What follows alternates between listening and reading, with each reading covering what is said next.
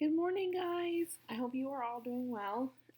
I'm going to try and do this PowerPoint on Keynote so you can hear me talk through it so it's not just you reading. So today we're going to be looking at identifying a target market, which is basically how you can figure out what kind of person is going to buy your item. So obviously there are certain things that you wouldn't target to everybody. Like an old person probably wouldn't be, needing a snowboard and living in Florida. So let's get to it. A target market is a particular group of consumers at which a product or service is aimed.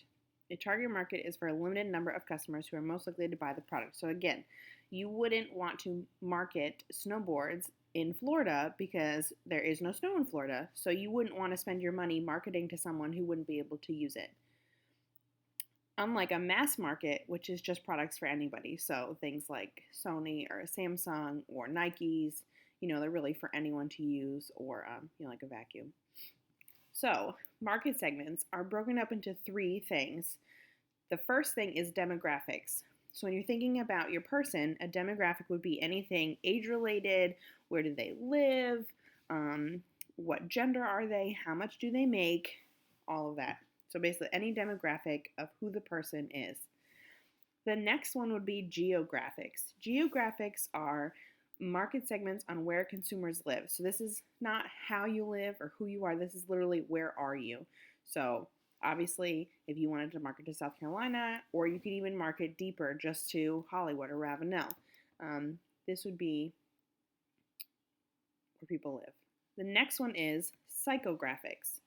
Psychographics are characteristics of consumers such as attitude, opinions, beliefs, interests, personality, lifestyle, and political affiliation. So you could have a person who was interested in fashion, or you could have a person who's interested in animal cruelty-free products. Maybe they live a healthy lifestyle. Maybe they are, super political. Maybe they do yoga. So you really need to figure out what kind of person you want to sell your products to, because not every product is for every person. So let's do some examples. What kind of person would go to McDonald's? McDonald's mainly markets to parents with young children, teenagers, people who need like a cheap meal. But they have the Playscape inside of McDonald's, which is super germy, so I don't recommend it right now. But they have that, and that's for young kids. So parents can go, they can get a minute to themselves, have their kids play in the play place. They have Happy Meals. They have, meal deals, all of that great stuff. So that's what McDonald's is really all about. Silly bands. Do you guys remember silly bands? I had many. I think I still have them. But silly bands are for kids, or it could be really from any age. So children up to about age 15. But then, hipsters or millennials or whatever, they also had gotten them. So you could say like 20 to 25-year-old people had them as well. And the majority were female, but definitely males as well. If you were to get a Life Alert bracelet, the lady who says like, help, I've fallen and I can't get up because she's on the floor and she can't get up because she's injured. You would obviously be targeting people who are older than you, like super old people who live on their own. Maybe they have a hard time getting around. They need assistance. So you would market specifically to that generation. So, sending your flyers to maybe nursing homes or to an elderly community, because obviously, a 10-year-old is not going to need a Life Alert bracelet. So here are some examples of people's demographics, psychographics, and challenges for a particular item. So you'll see right here, we have organic protein bars. There's a key word there, it's organic. So organic typically means people are more healthy, it's a younger crowd, they appreciate quality of food, they're outdoorsy people, people who like to do yoga, maybe they're vegan. So it wouldn't just be like a generic person who would buy organic protein bars. They're usually, you'll see from the age range, about 18 to 35. It's a split 50-50 on their gender. Maybe they like to eat very nutritious food. Maybe they like to go hiking, so they need to take it with them. So if it was just a regular protein bar, that would be a different kind of person, but specifically organic. The next one would be athletic shoes. So you can go ahead and assume that an 80-year-old person is probably not looking for athletic shoes. The major age range would be It says 18 to 29, but I would probably bump it to like 14 to 35-ish because, honestly, after 35, while you may be doing some sports, you're probably not looking for an athletic shoe. You just wear your regular shoe. Maybe you want to be stylish. Their psychographics could be that they like sports, they like to hang out with friends, they are loyal to a certain brand like Nike or Adidas. So don't forget that your psychographics are what kind of personality are you?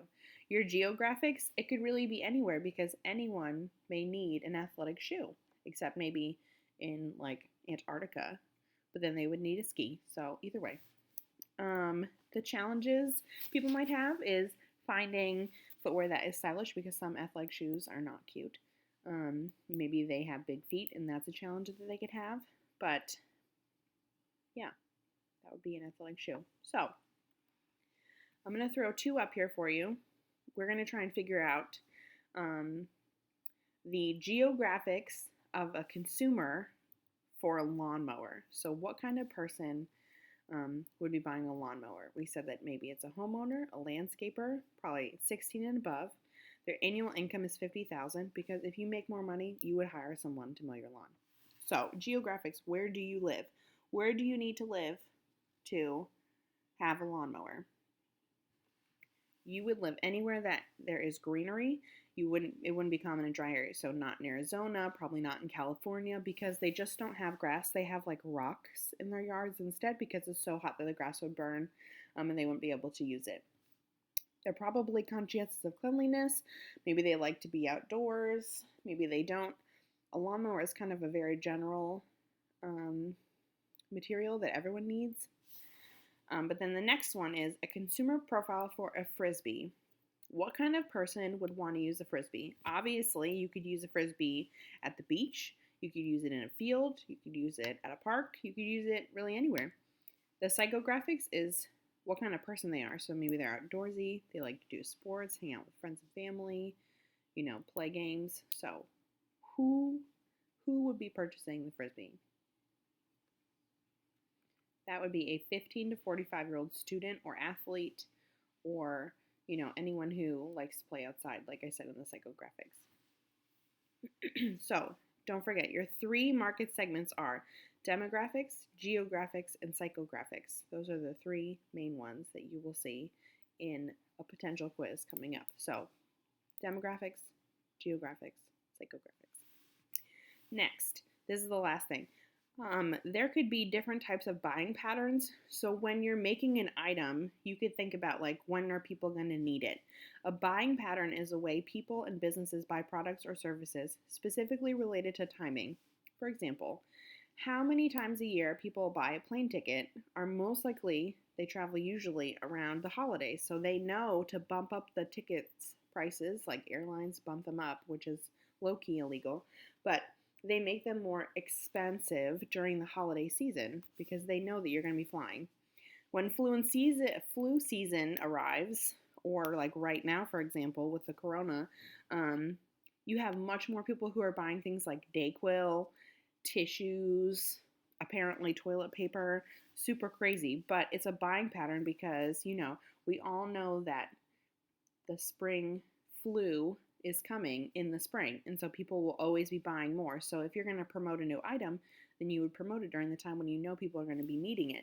You wouldn't necessarily promote allergy medicine in October when everything is already in full bloom. So that's really the end of our show.